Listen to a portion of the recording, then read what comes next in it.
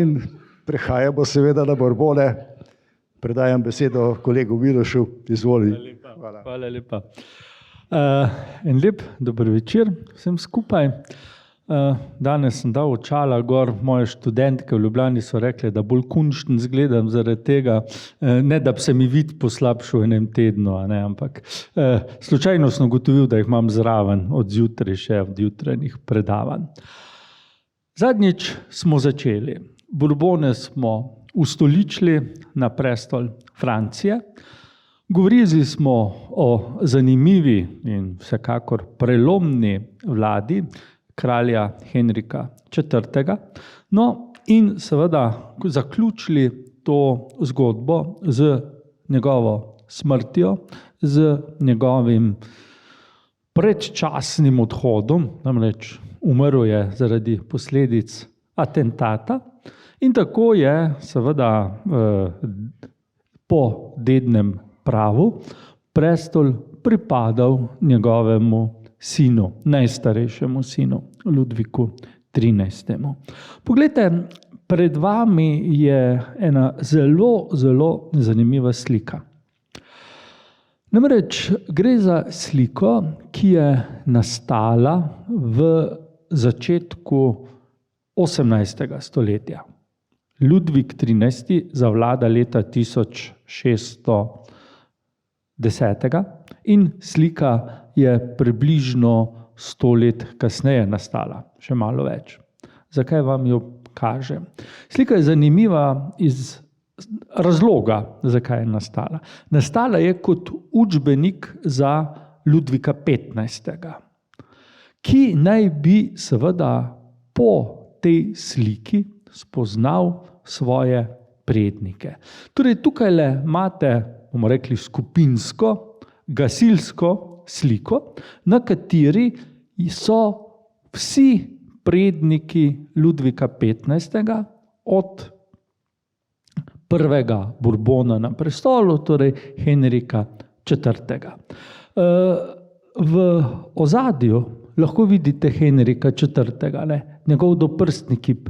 Potem Ludvik XIII., njegov sin, Ludvik XIV., njegov sin, veliki prestolonaslednik, sin Ludvika XIV., mali prestolonaslednik oziroma vojvoda burgundski, sin od tega, vnuk od tega, in tale gospod je imel sina in to je Ludvik XV. Ludvik XIV., ki je ob nastanku slike bil mrtev, tudi ta je bil mrtev, tudi ta dva pa sploh, kaže s prstom na 15. Ludvika, na svojega naslednika. Namreč Ludvik je tako dolgo vladal, ne bom veliko govoril o njem, to boste slišali danes teden, ko pride moj kolega Damjan Sova, ampak vendarle, Ludvik XIV. Vlada 72 let in s prstom kaže na svojega pravnuka, ki ga je nasledil. Slika je nastala leta 1717, Ludvik XV. Je bil mrtev že 2 leti, 7-letni kralj pa je to sliko dobil v dar, da se je po njej učil. Da je na pamet vedel, kdo je njegov oče, njegov deda, pradeda, prapradeda in prapradeda. Boste rekli, zakaj je mogel vedeti, kdo je njegov oče. Namreč ubogi Ludvik XV. Je bil star 1 leto, ko je očeta izgubil. In edina oseba iz družine, ki jo je zares poznal, je bil njegov praded. Ludvik XV. Je bil star 5 let, ko je postal kralj. Ravno tako tudi njegov prapradeda. Pri tem, da je bil Ludvik XIII., o katerem bo danes tekla beseda, star še ne 10 let, ko je sedel na prestol. Torej, vsekakor zanimiva zgodba, pa še v nečem je zelo velika zanimivost. Glejte, z izjemo Henrika so čisto vsi moški, tile, ki so v osebi in pa še tale, Ludviki.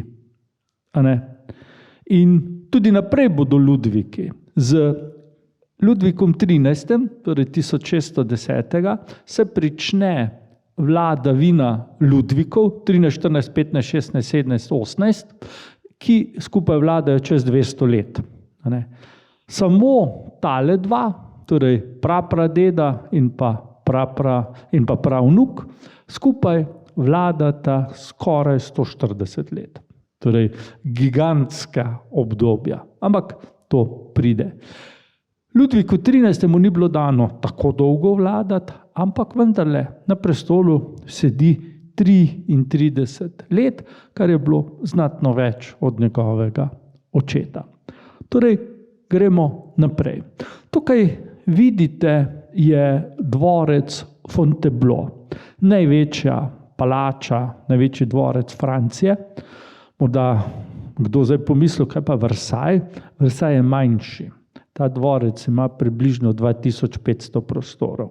Leži pa malo južno od Pariza. Zakaj vam ga kažem? Glejte, v tem dvorcu se je rodil Ludvik 13. Pisalo se je leto 1600 in njegovo rojstvo je bilo pospremljeno z velikimi ovacijami. Torej, Bourbonska dinastija je dobila naslednika in seveda Francija, ki se je komaj začela pobirati po državljanskih verskih vojnah, je zdaj globoko zavzdihnila. Torej, končno nekaj notranjega miru. In dejansko je tako tudi bilo. Sicer bomo videli, da Ludvik 13. ni imel te sreče, da bi ves čas v miru vladal v svoji državi, ampak vendarle, veliko bolje je bilo, kot pa v preteklih obdobjih. Torej, kot smo rekli, Ludvik zavlada star 10 let oziroma 9 let in nekaj mesecev. Kaj lahko povemo o temu fantu? Ludvik je veljal ves čas svojega življenja za izjemno privlačnega moškega. Torej, zelo lep moški je bil v tem smislu, to seveda ni škodovalo njegovi priljubljenosti, je pa seveda še nekaj zelo pomembno, kar bom pozneje malo bolj razjasnil. Ludvik 13. je bil zelo dovzeten za modo. In veliko je dal na svoja oblačila, kar je seveda ključno. Danes vsi vemo, Pariz je prestolnica mode, ampak to je zato, ker se je v začetku 17. stoletja en kralj seveda nekako odločil, da bi bilo fajn, da on, njegov dvor, narekujejo modo Franciji in Evropi, danes svetu. Torej, pred približno 400 leti je seveda tale vladar nekako začel utirati pot Franciji kot modni velesili. Kar nekaj portretov se nam je ohranilo tega vladarja, čeprav ni ne vem kako dolgo živel. Ludvik je vladal 33 let, rekli smo, na prestol pride pri 10, torej 43 vsega skupaj. Namreč, bil je sicer privlačen moški, ampak nikakor ne zdrav. Imel je številne bolezni, ki so ga oslabile. In na koncu je dejansko umrl zaradi neke splošne oslabelosti, ne da bi prav rekli, kaj je bilo, verjetno tuberkuloza, ampak tako, lahko je pa tudi kaj drugega bilo. Verjetno bolezen, ki je danes seveda ne bi jemali kot ne vem kako usodno. Poglejte, kaj se je zgodilo, ko so njegovega očeta razglasili za mrtvega. Zgodil se je en obred, ki je bil potem izveden ob vsakem prevzemu oblasti. V francoščini temu pravijo lit de justice. To pomeni, da je kralj, ne glede na to, koliko je bil star, prišel v sodno palačo, Sodna palača v Parizu stoji tam, kjer še danes stoji. Torej, tisti, ki mesto poznate, veste, da je to na tem otoku, na Ile de la Cité, poleg slovite Saint-Chapelle, in tam tja je prišel Ludvik XIII, star 10 let, in seveda sprejel poklon pariških parlamentarcev, visokega plemstva, in seveda izdal svoje prve zakone. Vi morate vedeti, da če je kralj prišel v parlament in tam izdal zakon, je bil ta zakon brez priziva. Nihče ni smel govoriti proti, noben ni smel reči, jaz pa ne bom za to glasoval. To je bilo popolnoma jasno. In seveda je pa to kar ena velika zanimivost. Namreč, gledajte, Ludvik XIII velja seveda za tistega, ki zgradi absolutizem. Kako se je to dogajalo, bomo še slišali. Morate pa vedeti, da Francija seveda ni bila enotna država. Kralj, tudi kasneje Ludvik XIV, Ludvik XV, Ludvik XVI, niso vladali enotni državi. Namreč Francija je sestavljena iz dveh delov. En del predstavlja tako imenovane dežele z državnostjo. To so imele, mi bi rekli, avtonomne dežele, ki so seveda bile opremljene z starimi tradicijami in kralji tam niso imeli velike besede. Tudi Ludvik XIV ne. Potem so bile pa navadne province, ki so pa bile seveda, bom rekel, bolj podvržene kraljevi volji. Glejte, pomembno je seveda samo nekaj. Dejstvo je, da je bil Ludvik v tem obdobju premlad, da bi sam vladal. Torej je rabil regentstvo. Mi že od zadnjič vemo, kaj se je zgodilo, torej regentske posle je prevzela njegova mati, ki je seveda bdela ob mladem kralju. Tukaj vidite portret, ki je nastal kmalu potem, ko je Ludvik zasedel prestol. Danes ga lahko vidite v Firencah, namreč Marija Medičejska ga je poslala domov, svoji žlahti, da je pokazala, kak je njen sin kralj.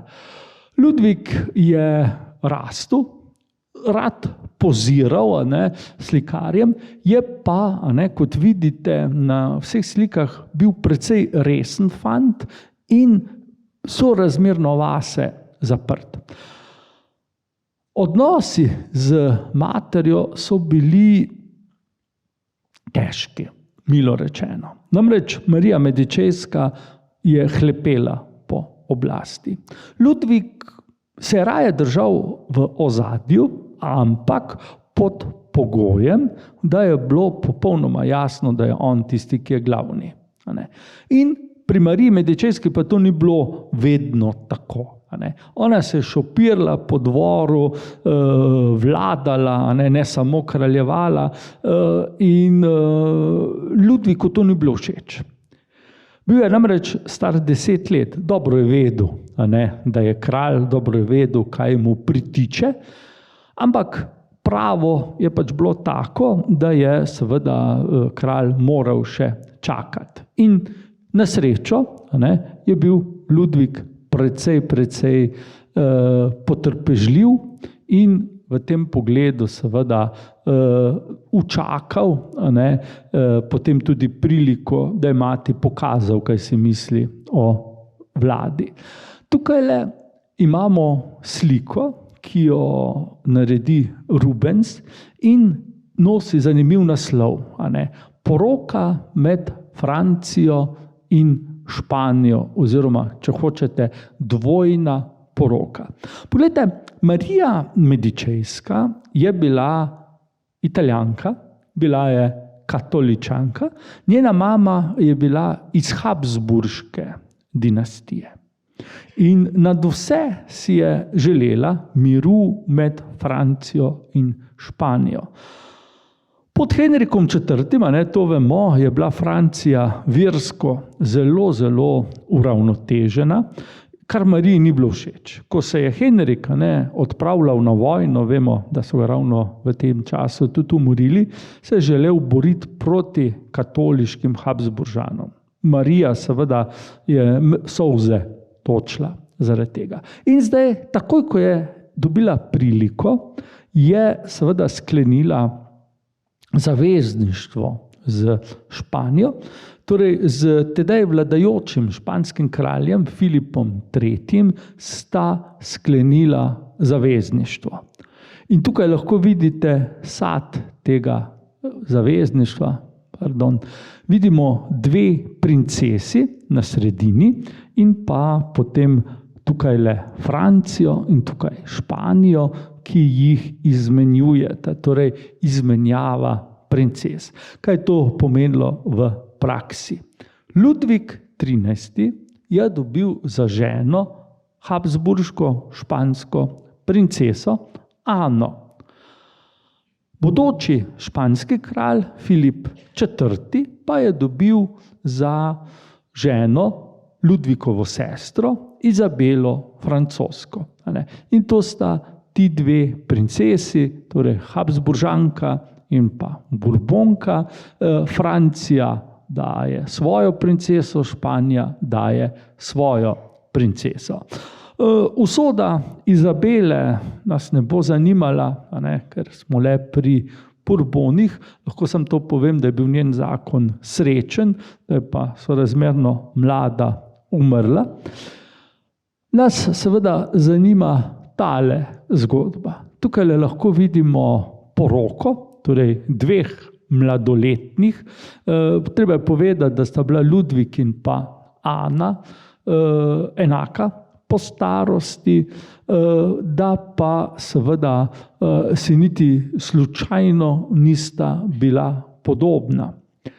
Ludvik, smo rekli, je bil precej zaprt sam vase, tudi sramežljiv, v bistvu zelo sramežljiv. Ana navzven ravno tako, ampak bila je veliko močnejša osebnost od svojega soproga.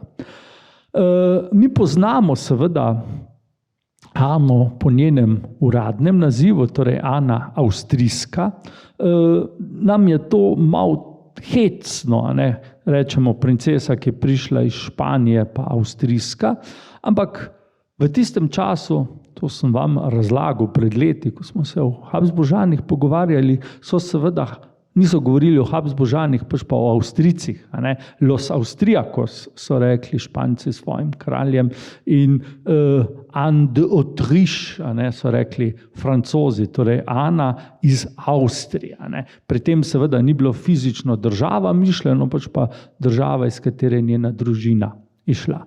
Torej Ana se kot Habsburžanka, kot Španka poroči na francoski dvor, kjer je niso dobro sprejeli. Francozi niso pozabili, da so Habsburžani ali iz Nemčije ali iz Španije pač ogrožali njihovo državo.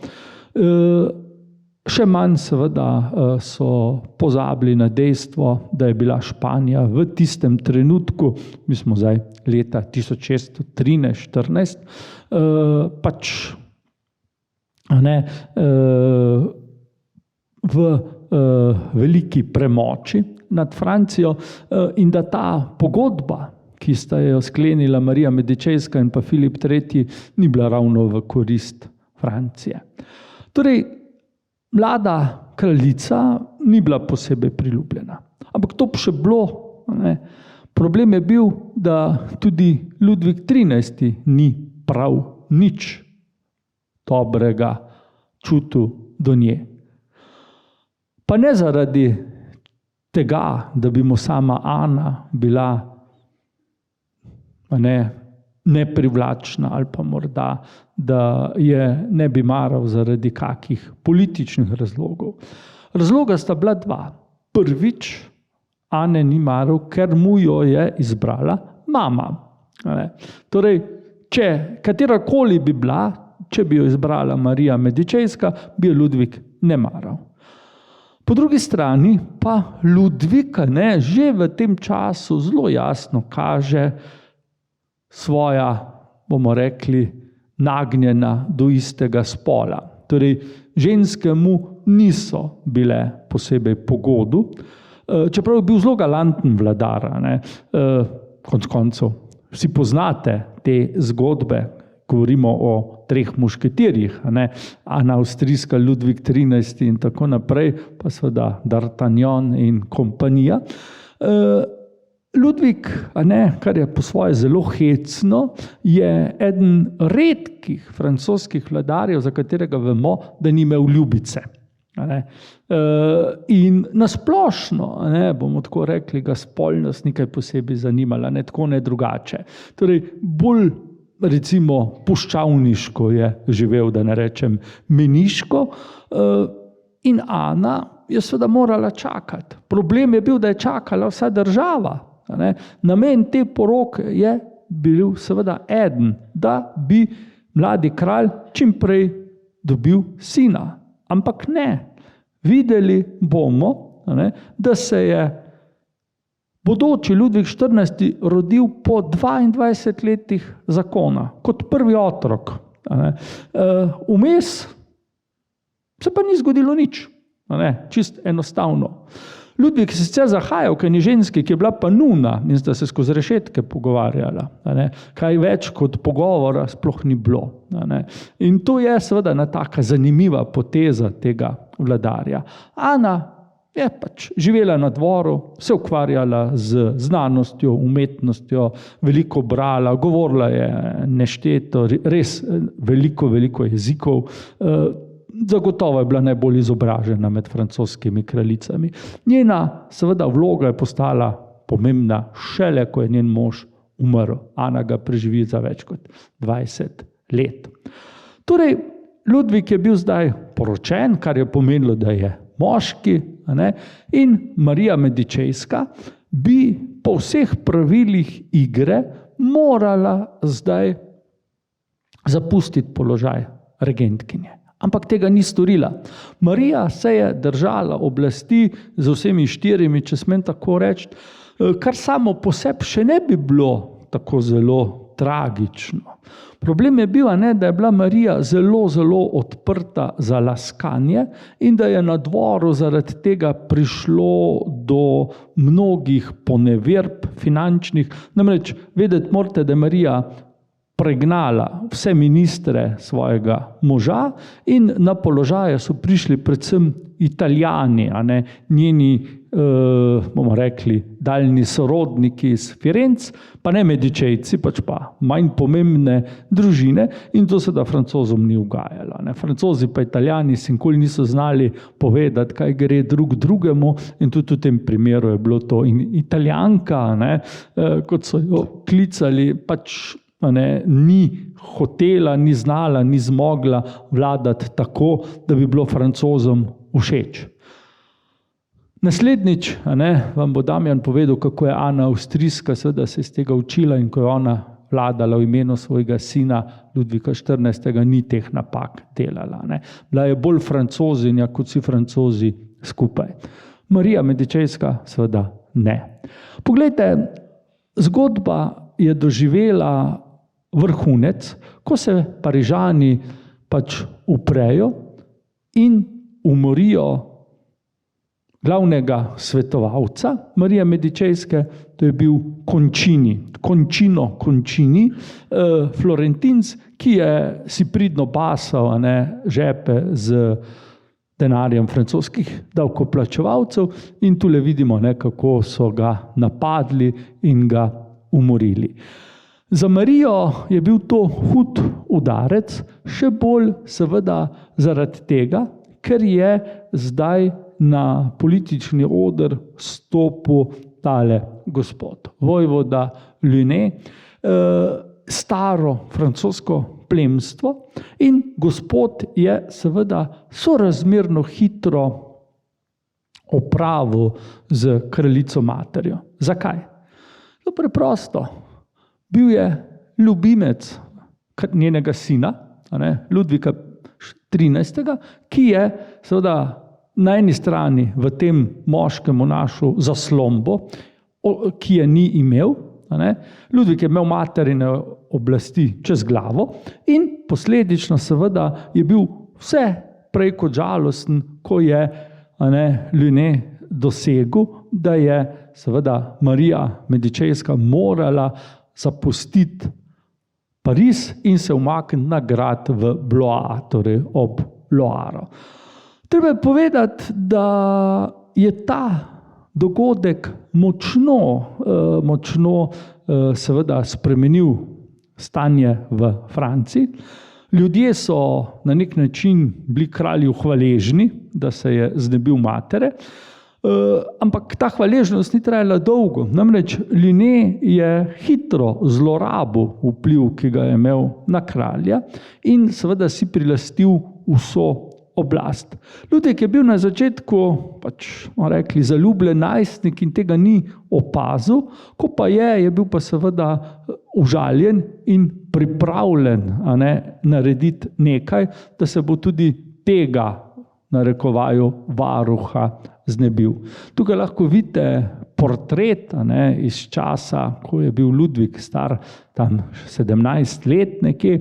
Rubens ga je naslikal tak izjemno, bomo rekli, impozanten portret. Ludvika kaže kot vojskovodjo, ni bil ne vem kako dober, torej ne tako dober kot njegov oče, še zmeraj pa boljši kot njegov sin. In seveda vedeti moramo, da je ta portret pomembno propagandno sporočilo. Poglejte, ravno nekje v tem času v Evropi pride do vojne, ki mi pravimo 30-letna vojna. In v tej vojni je Francija seveda trenutno stala ob strani. Portret, ki ga je pa Rubens naslikal, je pa imel jasno sporočilo. Francozom ne se bat, kralj vas bo branil. Na drugi strani seveda tujim silam Francija ima vladarja, ki drži oblast v svojih rokah in bo pripravljen seveda tudi ukrepati, če bo treba tudi z vojsko, da bo obranil francoske interese. To je bilo sporočilo te slike in lahko rečemo, da je bilo seveda zelo uspešno. Namreč Francija se je tudi zaradi te propagande še kar nekaj časa držala ob strani. Torej ni bila upletena v vojno, kar je za francoske finance bilo sila blagodejno. Glejte, Ana Avstrijska seveda tudi odraste, tudi njo je Rubens naslikal. Še vedno je bila kraljica, nedotaknjena, deviška, če smemo tako reči.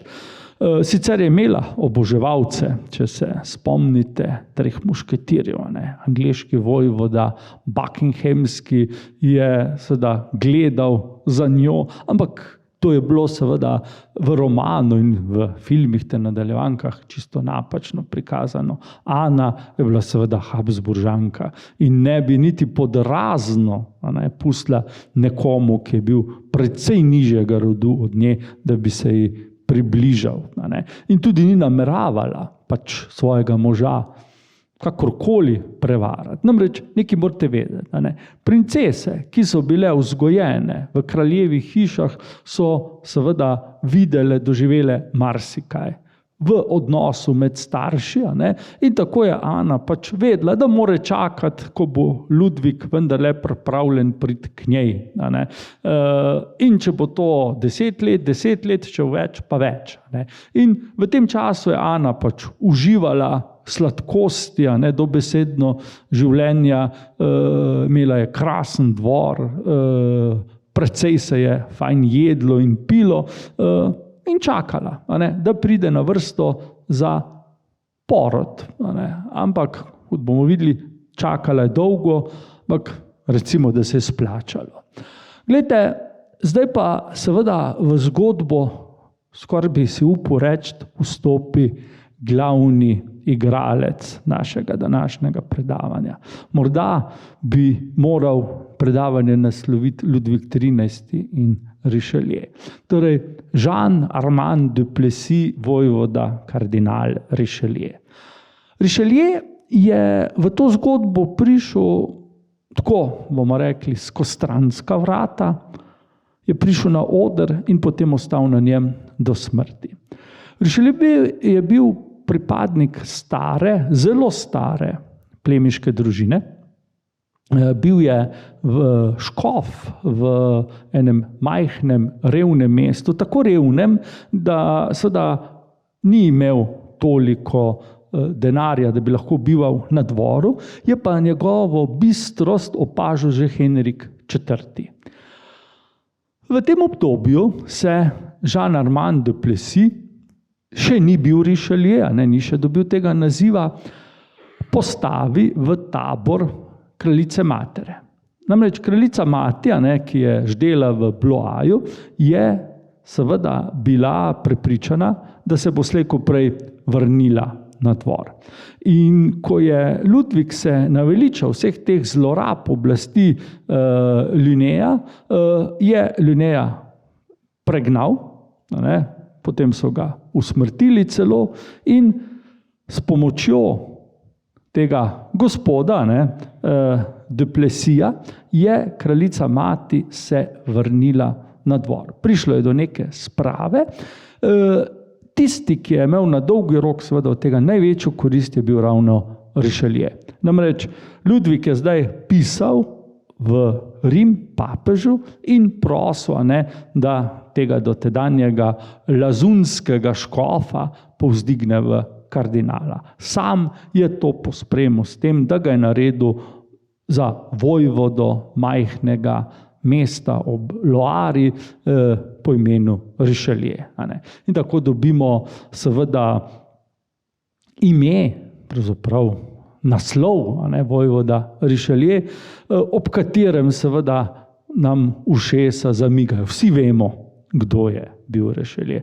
V resnici pa ne vemo veliko o tem človeku. Namreč podobo Richelieja nam je naredil Dumas za svojimi mušketirji, v katerih Richelieu nastopa kot oblastiželjen, pravzaprav nekronani kralj Francije, ki je na vsak način želel uničiti Ano Avstrijsko. Ampak Richelieu se ni ukvarjal s takimi malenkosti. Richelieu je razmišljal tako rekoč globalno in to bomo tudi videli. Poglejte, bilo je popolnoma jasno, da idila na dvoru ne bo trajala dolgo. Torej, mati, sin in Richelieu so bili vsi preveč ego, če smem tako reči, da bi lahko skupaj vladali.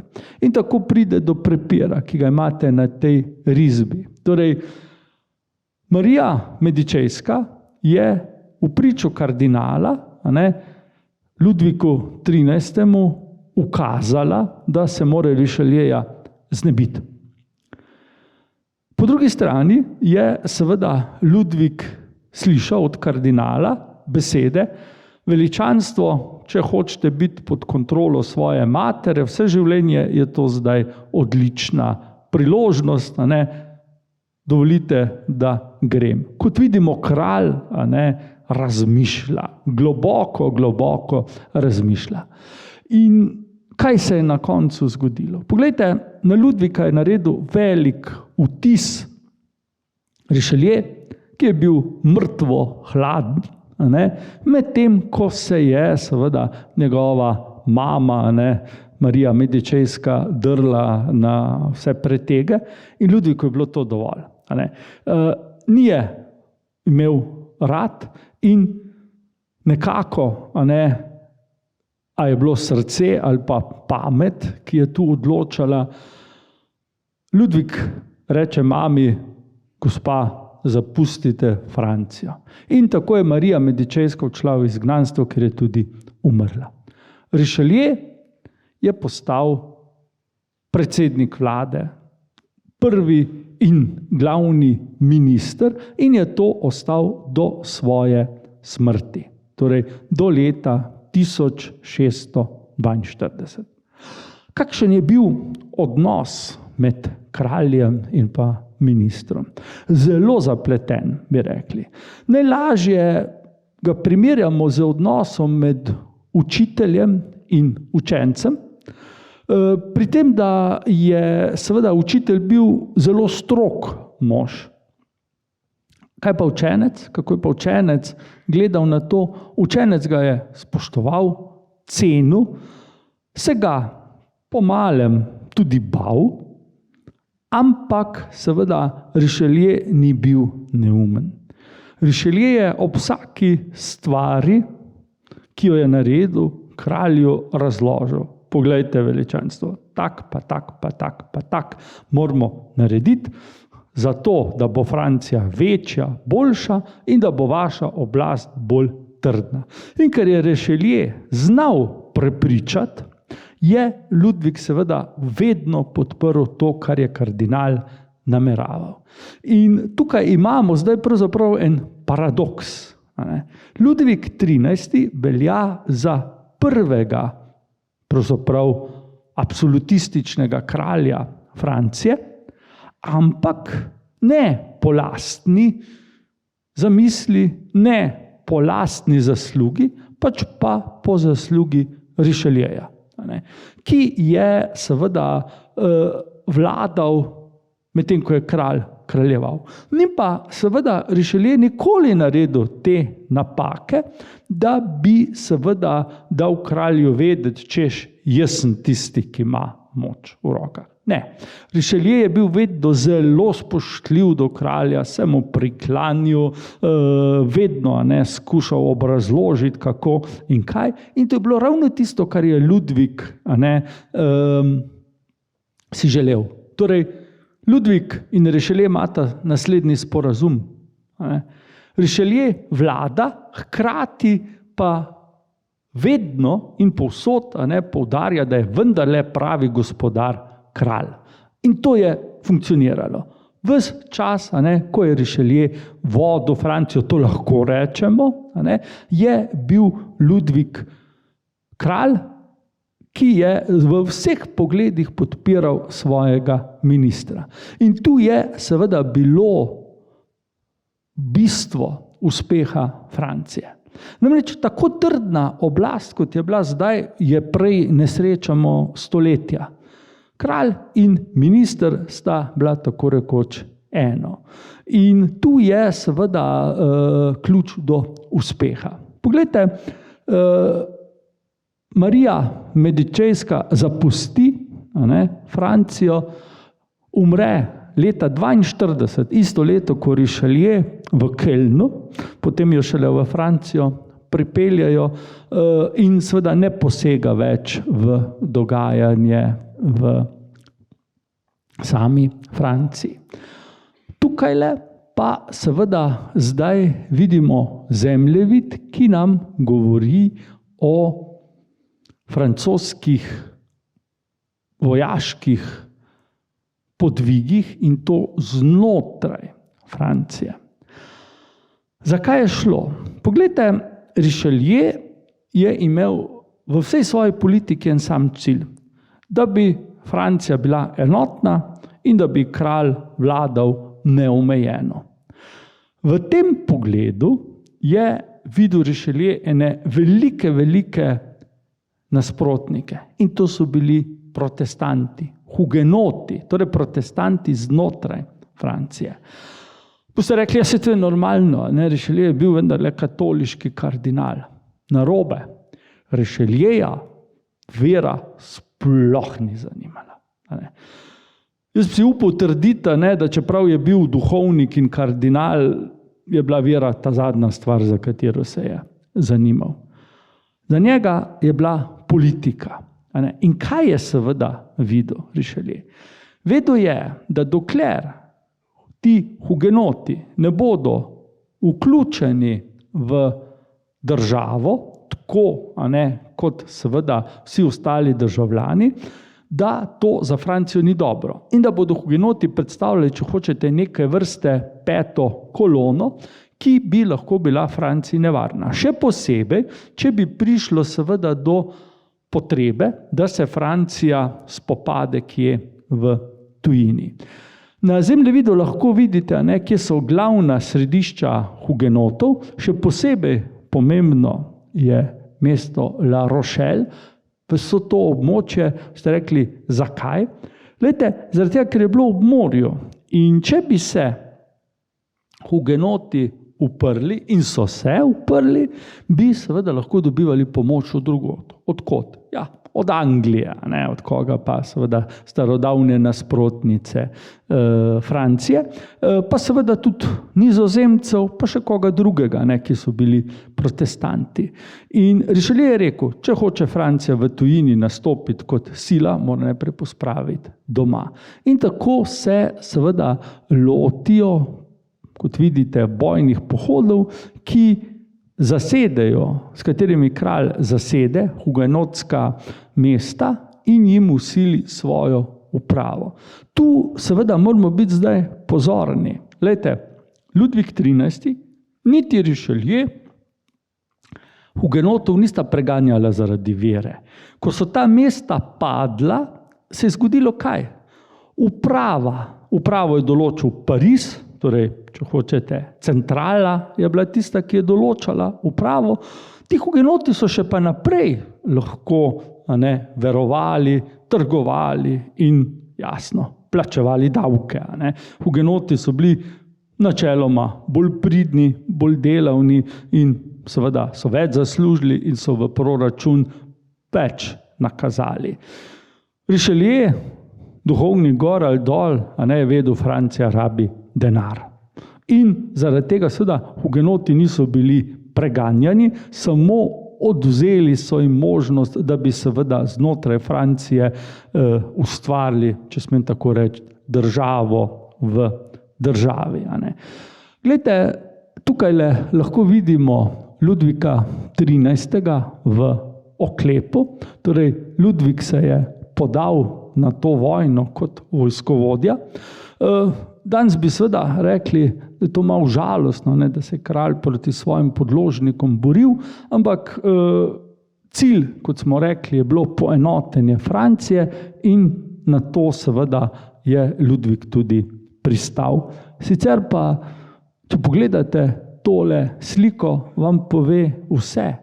Kardinal v oklepu. Torej, Richelieu je šel v vojno, tako kot kralj, in tudi on je poveljeval vojski. Tukaj vidimo, kako seveda Richelieu nadzoruje gradnjo enega velikega nasipa pred mestom La Rochelle. La Rochelle so oskrbovali Angleži. In Ludvik je vedel, da dokler se bo to dogajalo, mesto ne bo padlo. In je ukazal zgraditi ogromen nasip in s tem je seveda mesto bilo odrezano od oskrbovanja po morju, s kopenske strani je pa itak kraljeva vojska bila. To je ena slika, ki je sicer nastala v 19. stoletju, je nemški slikar jo je naslikal, nam pa dejansko prikazuje tega izjemnega človeka. Torej, Richelieu je bil upravnik, vojskovodja, celo seveda literat, zelo ga je zanimala kultura, izredno vsestranski je bil, tukaj ga vidimo kot vojaka. Danes bi seveda si težko predstavljali kardinala v oklepu, v tistem času pa to ni bilo tako nenavadno. Recimo Španci, ta čas v 30-letni vojni, imajo tudi svojega poveljnika, kardinala infanta, pomeni, da je bil brat kralja, ki je bil kardinal in hkrati general, poveljnik vojske. Tukaj še ena seveda zgodba o tem, kako je padlo mesto La Rochelle. Tukaj vidite samo mesto, tule lahko vidite nasip, ki ga je dal Richelieu zgraditi in seveda tu zunaj angleške ladje, ki obupno skušajo priti v pristanišče, pa jim to seveda ni uspelo. Torej, La Rochelle je pomembna zmaga, tako za kralja kot za Richelieja. Namreč Francija je bila zdaj enotna. V Franciji je zavladal mir, kar je pomenilo, da se lahko seveda Ludvik in pa njegov minister, tukaj vidimo slavo, ki krona kralja, ne, ob zmagi nad La Rochelom, da se lahko francoska politika posveti dogodkom v Evropi, kjer smo rekli, da seveda vlada 30-letna vojna. Vojna med v bistvu katoliško koalicijo, Bavarsko, Svetim rimskim cesarstvom in Španijo, ter protestanti, torej nemškimi protestanti, ki pa seveda nimajo svojega poveljnika in jim na pomoč priskoči švedski kralj Gustav II. Adolf. Švedska je bila protestantska, tako kot jasno vsa Skandinavija v tem času. Torej, Francija je tu bila v zelo, zelo, rečemo, hecnem položaju. Zakaj? Glejte, Francija je ravno zaključila vojno proti hugenotom, torej znotraj države. In na čelu Francije je bil nedvomno pobožen katoliški kralj, ki je imel seveda za prvega ministra kardinala rimokatoliške cerkve. Torej, vsi Indijci bi rekli tako, Francija podpre katoliške sile. Ampak to ni bilo v francoskem interesu. Richelieu je bil najprej Francoz. In je rekel, pomembne so koristi Francije. Kaj je to pomenilo v praksi? Richelieu je rekel, naš glavni sovražnik so že več kot stoletje Habsburžani, ki vladajo Španiji, ki vladajo Belgiji, nemškemu cesarstvu. Torej, Francija je obkrožena z katoliškimi Habsburžani. In če bi seveda Francija zdaj pomagala katoličanom v tej vojni zmagati, bi to bilo približno tako, kot bi sama sebi kroglo v glavo poznala. Ker bi Habsburžani bili absolutni vladarji Evrope in bi Francijo zmleli. In Richelieu, ki, kot sem rekel, ga vera ni posebej uvirala, se je zdaj odločil seveda za potezo, zaradi katere so ga po vsej katoliški Evropi grajali. Namreč v tej veliki vojni podpre protestante. Katoliški kardinal je podprl protestante. To je bilo še toliko bolj pomembno, ker je leta 1632 prišlo do hitre, nenavadne in predvsem nepričakovane smrti švedskega kralja in zdaj protestantski tabor ostal brez vodje in pa tudi seveda brez glavnega financerja. Ampak Richelieu seveda odpre zdaj francoske skrinje in francosko zlato gre na Nizozemsko, k nemškim protestantom in pa v Skandinavijo. In gledajte, kaj je zdaj Francija delala. Plačevala je druge, da so se borili za njeno korist. Francoska zemlja je bila nedotaknjena. Niti en francoski vojak še ni padel v tej 30-letni vojni. In vendar je Francija bila tista, ki je seveda, kot je izgledalo, bodoča zmagovalka te vojne. In tako je tudi bilo, samo da nažalost Richelieu vsega tega ni doživel več. Torej, lahko rečemo izjemno, izjemno pametno. Lahko bi malo polemizirali z današnjimi dogodki in rekli, kdo vse plačuje Ukrajince, da se za njihove interese borijo. Richelieu je vedel, kako je treba svojo državo paziti, pa svojo vojsko, pa naj se drugi tepejo na drugih ozemljih. Posledica je bila točno taka, kot je Richelieu želel na koncu. Nemčija se še 3 stoletja ni združila in Francija je bila varna pred Habsburžani. To je sicer precej stalo, francoski davkoplačevalci bi verjetno ne bili navdušeni nad tem, ampak seveda vsaka vojna, ki jo lahko zmagaš na ta način, da kupiš, a ne vse skupaj, je še vedno cenejša, kot pa če moraš toliko in toliko tisočev življenj, a ne, dati. Saj se je Francija potem vključila tudi fizično v vojno, ampak takrat, ko je bilo že vse prej kot ne, konec. A ne. In tu lahko vidimo, kako pravzaprav pametno je Richelieu ravnal. No, tukaj imamo pa seveda eno zelo, zelo zanimivo podobo. Francoski slikar Jérôme nam je naslikal en dogodek iz Richelieuove palače. Namreč tule zadaj je Richeliev grb, to je grb, vojvodska krona in pa njegov kardinalski klobuk. In vidimo seveda visoke dostojanstvenike, ki se vzpenjajo po stopnicah k Richelieju gor, in se klanjajo enemu navadnemu kapucinskemu menihu. Naslov slike je Siva eminenca. Namreč Richelieu je imel seveda edinstvenega svetovalca.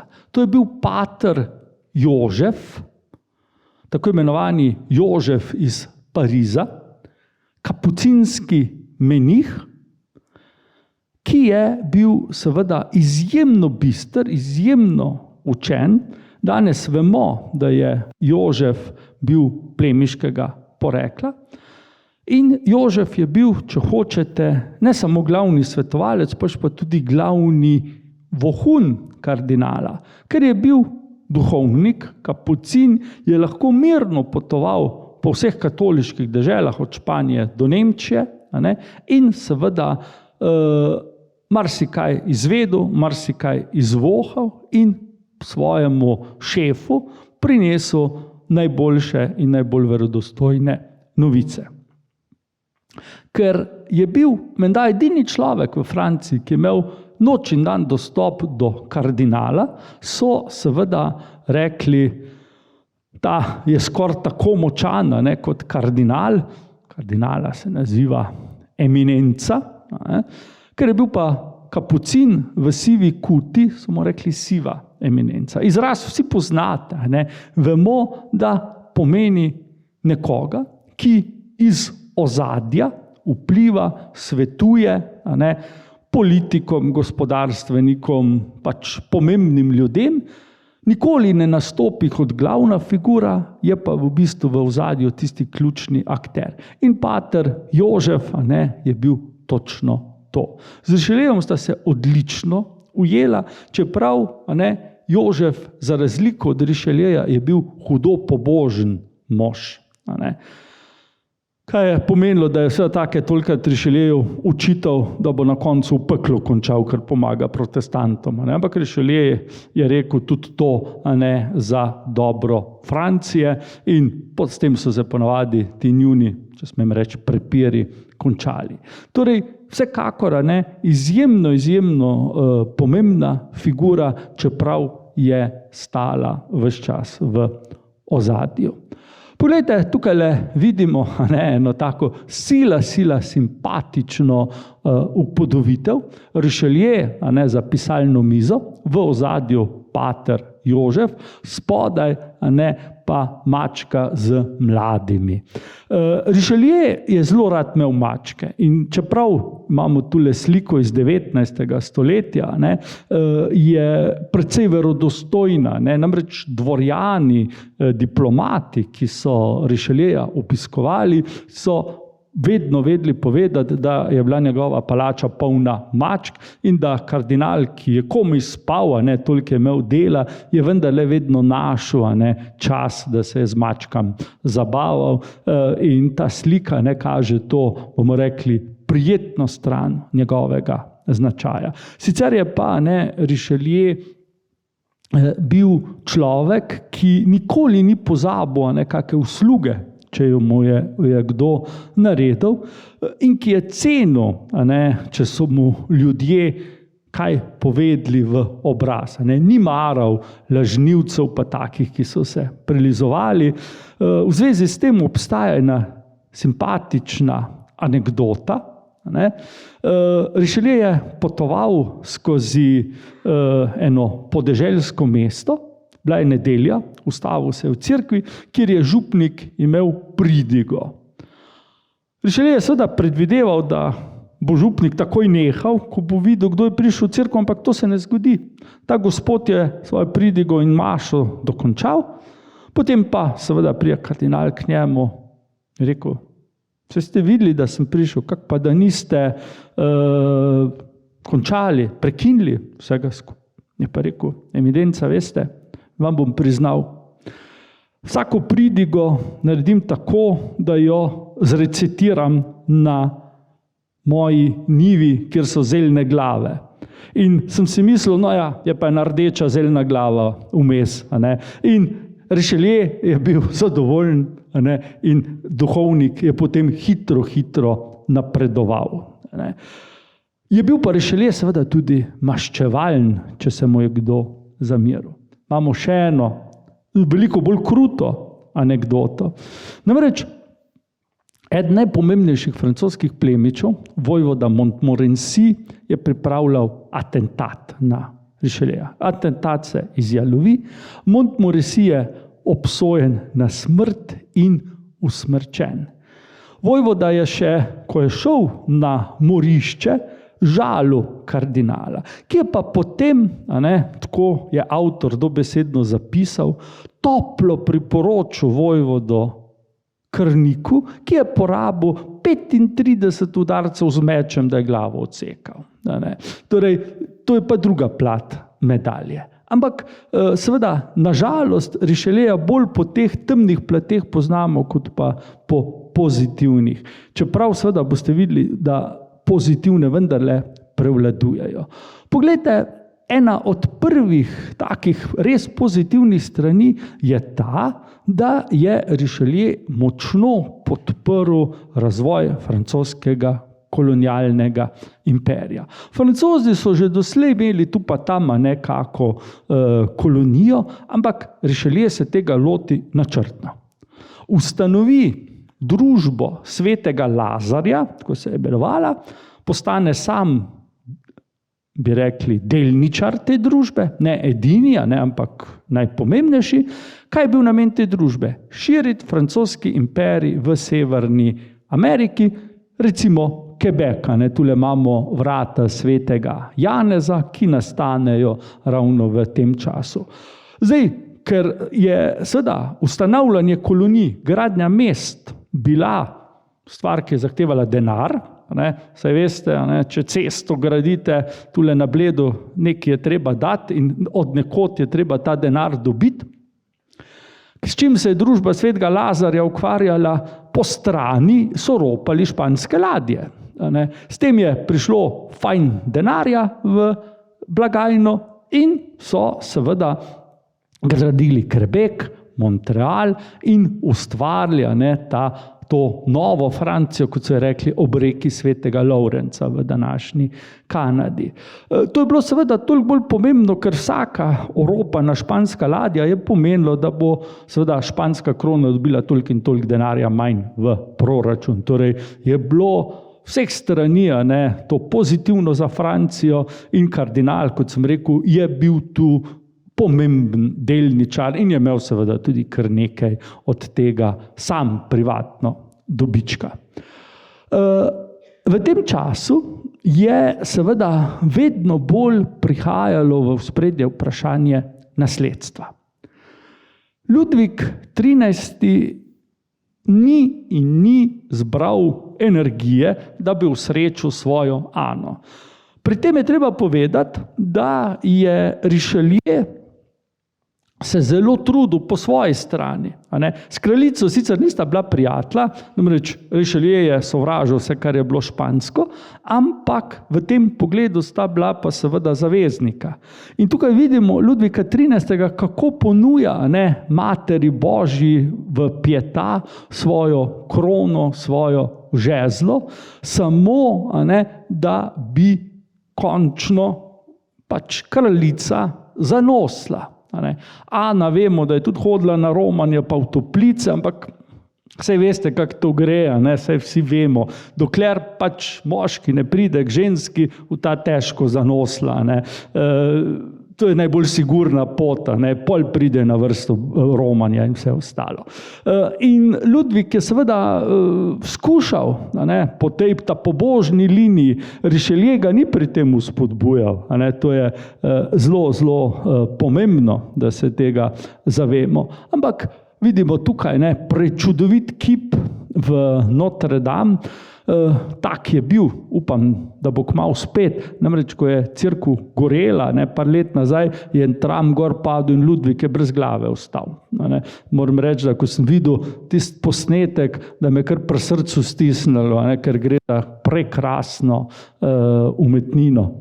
Tule ga lahko vidite na levi strani od tega pieta. Torej, Ludvik je številne pobožnosti opravljal, kar pa seveda ga ni naredilo nič kaj bolj, bomo rekli, močnega, nič kaj bolj, ni bil pripravljen svojo ženo obiskati in dejansko so vsi čakali skozi celih 20 let.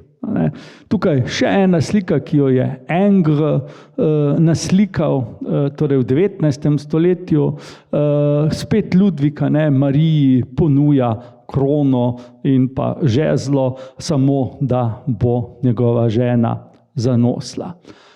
No, končno se je Ludvik pokazal kot močen, zravnan mož, čeprav pravijo viri, da je tu očitno tudi Mati Božja pomagala. Namreč, kaj je bilo? Ludvik pa žena nista živela skupaj. Kraljica je živela v Louvru, Ludvik pa v Versailles. Versailles je bil takrat majhna hišca. Verjetno je bilo toliko prostora, kot pa je na Blejskem gradu. Torej ne to, kar mi danes kot Versailles poznamo. Ludvik je bil v Parizu in seveda se je odpravljal nazaj v Versailles, ko se je menda ulilo na žive in mrtve. Kaj zdaj? In tedaj je eden od njegovih spremljevalcev rekel: vaše veličanstvo, vaša žena je v Louvru. Ludvik rekel: dajte vprašati Ano, če me bo sprejela. Ana, pametna, ženska, je rekla: seveda, moja postelja je na voljo. Namreč takrat niso imeli vsaki palači postelje, pač pa so jo vozili, s palače do palače. In Ludvikova je bila v Versaillesu. Torej, resnično posreduje nebo, da sta Ludvik in Ana po sili razmer legla, ampak je bilo zadost. Torej, kraljica je po več kot 20 letih zakona končno postala noseča. In po enem letu rodi zdravega sina, ki ga krstijo za Ludvika, hitro se ga pa uprime vzdevek zelo zaželjeni. Vsi so ga bili veseli. Richelieu, Ludvik, Ana, vsi Francozi, katoliki in protestanti. Namreč možnost, da bi kralj ostal brez otroka, je bila nezaželjena. Ludvik je imel brata, Gastona, ki je bil pa en tak fič-firič, in vsi so se bali, kaj bo, če bo ta zasedel prestol. Namreč, rekel sem že uvodoma, Ludvik 13. je bil sorazmerno bolehen moški in kljub temu, da ni veliko hodil na vojno, enkrat se je doma boril, pa enkrat v Italiji, je bilo kljub temu verjetno, da ne bo ravno visoke starosti dočakal. In je ni. Njegov brat, po drugi strani, je pa bil seveda zelo zdrav in zelo oblastiželjen. Nihče pa ni želel, da bi prišel do prestola. In leta 35, 5. septembra, se v gradu Saint-Germain v okolici Pariza rodi bodoči Ludvik 14. In vsi so bili zadovoljni, še toliko bolj, ker se 2 leti kasneje rodi še en sin, Filip poimenovan, in zdaj je seveda kralj, ki nikakor ni mogel računati na vse skupaj, da se bo zgodilo, bil ponosen, ker je imel 2 zdrava moška potomca, ki sta oba živela ali pa doživela starost več kot 60 let, kar je bilo za tisti čas več kot pa lepa starost. Torej, Ludvik se je vdahnil, Ana se je vdahnila, Richelieu se je vdahnil. Torej, vsi se vdahnejo, Francija zdaj seveda slavi kralja, ki je končno opravil to svojo, rečemo, kraljevo in moško dolžnost. No, Ana Avstrijska seveda zdaj močno pridobi na veljavi. Ljudstvo je naenkrat imelo rado, ni bila več tista Španka tam, pač pa je bila kraljica, ki bo seveda zaradi bolezni svojega moža kmalu postala kraljica mati in regentkinja. To je bilo jasno. In ljudje so seveda rekli, moramo biti pa previdni. Prej, ko bo kralj umrl, dlje nam bo Ana vladala v imenu sina. Ana ni bila zamerljiva, bila je zelo sposobna in lahko rečemo, to, kar Ludvik 13. ni bil deležen od svoje matere, to je bil Ludvik 14. od svoje. Ana je seveda svojega sina vzgojila do te mere, da ko je prišlo tako daleč, da mu je predala posle, seveda, da med njima ni bilo nobenih zamir in je ostala seveda z sinom, dokler ni umrla. Torej, čisto druga zgodba. Ludvik je v tem času, zdaj smo že tam okrog leta 1640, postal prvi francoski kralj, ki se je lahko ponašal z razkošnim dvorom, na katerem ni manjkalo umetnikov. Domačih, Simon Vouet je naslikal to, prejšnje delo je naslikal Philippe de Champagne, Rubensa smo večkrat omenili, Poussin pride iz Rima in še.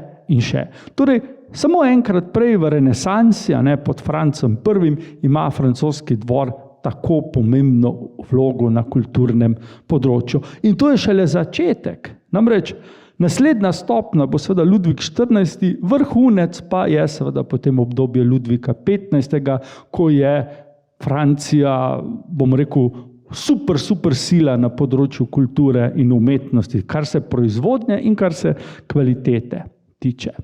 No, da seveda ni bil Ludvik kar tako, samo nek mecen, nam kaže tudi tale list, naslovnica baleta, ki ga je kralj spisal sam. Ludvik je odlično igral na lutnjo, torej bil je zelo nadarjen za glasbo in je napisal balet, ki so ga potem še velikokrat izvajali, ne samo za časa njegovega življenja, pač pa tudi daleč, tja v 18. stoletje, ko je ta glasba pač prišla malo ven iz mode. Takrat je seveda že kaj drugega bilo popularno. No, tukaj pa seveda imamo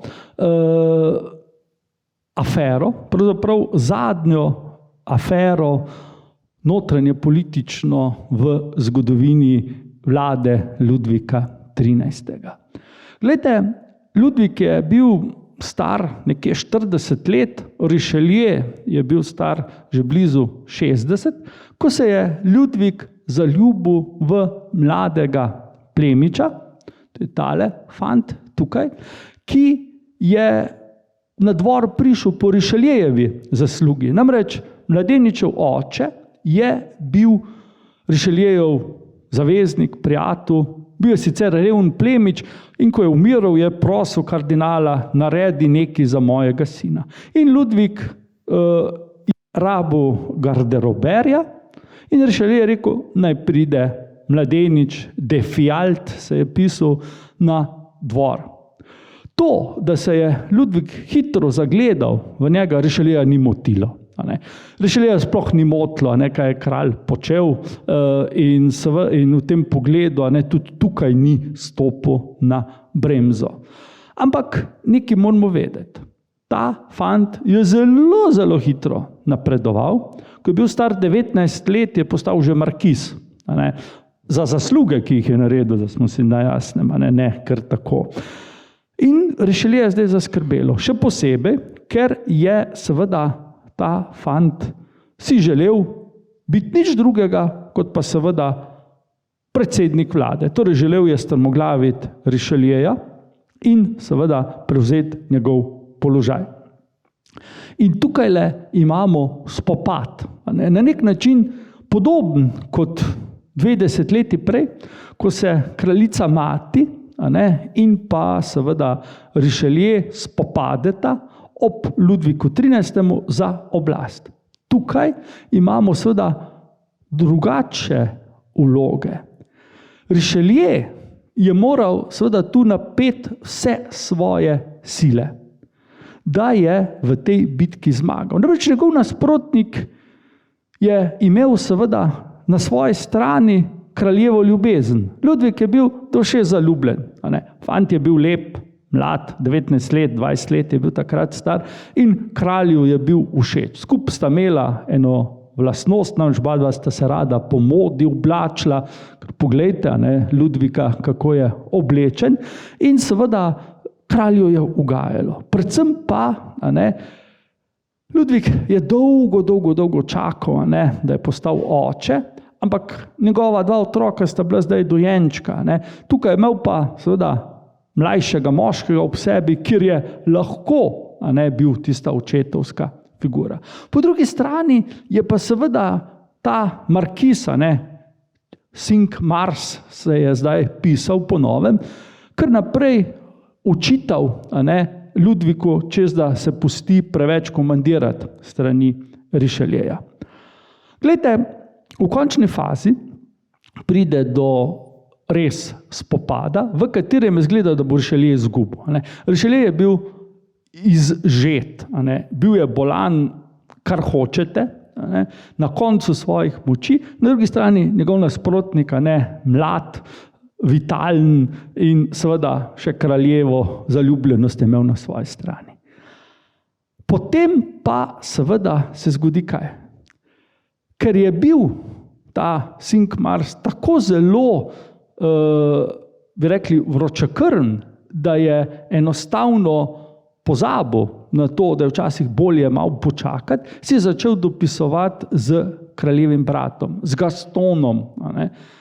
In ko je Richelieu ta pisma dobil v roke, jih je samo dal kralju. Glejte, v Franciji ni bilo stvari, ki bi Ludvika 13. bolj razjezile, kot če je zvedel, da nekdo seveda si dopisuje z njegovim bratom, ki je bil v nemilosti, v hišnem priporu. In zdaj se plošča sunkovito obrne, torej Cinq-Mars zgubi kraljevo naklonjenost, zaprejo ga, postavijo pred sodišče in obglavijo. Star je bil 20 let in to lahko rečemo, je bila zadnja Richeliejeva zmaga. Namreč pisalo se je leto 1641 in Richelieu je bil v tem času že tako bolan, tako fizično na tleh, da sploh ni mogel hoditi, ni mogel jahati, pač pa so ga recimo okrog vozili z ladjo, torej po rekah in kanalih ali pa v nosilnici. In v začetku leta 1642 je Richelieu umrl. Kot bomo videli, ga je Ludvik za slabo leto preživel, potem pa umre tudi on. Kakšna je seveda dediščina Richelieja, je na kratko težko povedati. Velikanska. Tukaj vidite njegov trojni portret, ki je nastal z enim samim namenom. Namreč to sliko so poslali v Rim, največjemu kiparju tistega časa, to je bil Bernini, da je izdelal doprsni kip kardinala Richelieja. Tukaj ga vidimo, v Louvru v Parizu hranijo. In lahko vidite, da je Bernini zelo dobro opravil svoje delo in vemo, da je bil Richelieu zadovoljen, ker je naročil potem še bronasto kopijo tega dela. Ampak umetnine, ki jih je kupil, ki jih je zbral Richelieu in ki so danes v glavnem vse v Louvru, niso njegova glavna dediščina. To je to. Namreč, mislim, da je bilo leta 1635, je Richelieu ustanovil Académie Française, francosko akademijo, najbolj prestižno, znanstveno-umetnostno institucijo v Franciji. Bi si celo upal reči na svetu. Torej, biti akademik, pripadnik akademije, eden od tako imenovanih nesmrtnih, tako jih poimenujejo, je seveda čast, ki je le redkim podeljena. Zgradba, kjer je danes sedež akademije, je sicer nastala par desetletij kasneje. Arhitekt Levaux je na zahtevo kardinala Mazarena, Richelieuovega naslednika, zgradil to zgradbo in tam pod kupolo se srečujejo akademiki, katerih glavna naloga je skrbeti za čistost francoskega jezika in sprejemajo nove člane. Med njimi so nekateri, ki na videz tudi nimajo veze z jezikom ali pa kulturo, recimo pokojni francoski predsednik Valéry Giscard d'Estaing je bil član, celo dojen akademije nekaj časa, sicer so pa sami zaslužni, sloviti francoski literati, pa tudi nekateri umetniki, recimo Dalí je bil član te akademije. Torej, mi lahko rečemo, da gre za najbolj prestižno tovrstno institucijo. In seveda vsi vedo, da je bil Richelieu tisti, ki je to zadevo postavil, jo obudil k življenju.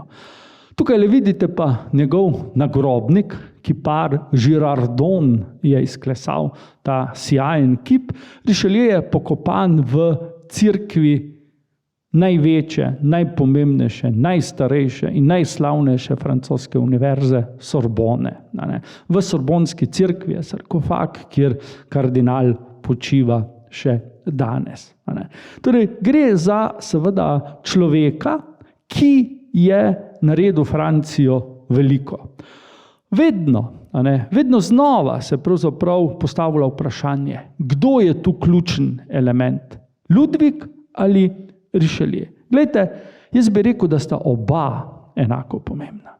Če bi seveda Ludvik ob sebi ne imel Richelieja, bi Francija nikoli ne dosegla to, kar je.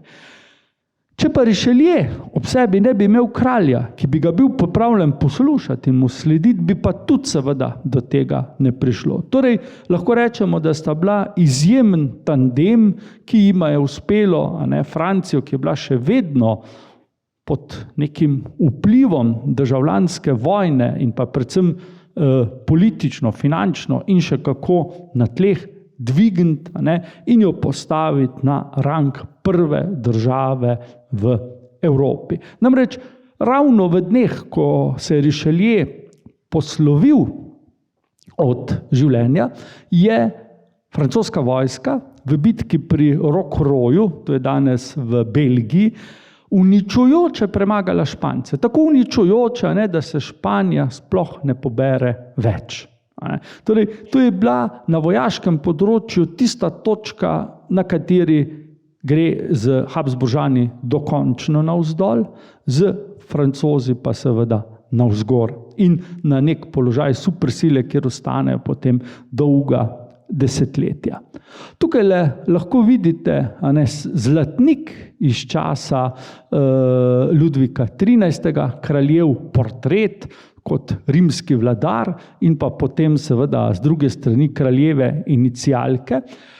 Dvojni L je simbol francoskih kraljev. Ludvik XIV., Ludvik XV., potem to še malo bolj prepletete, naredite en čudovit vzorc in od tega časa pa praktično do konca Ludvikov imamo te francoske zlatnike, ki jim pravimo Louis d'Or, torej zlati Ludvik, opremljene tako. Kralj na eni strani in seveda njegove inicialke s krono na drugi strani.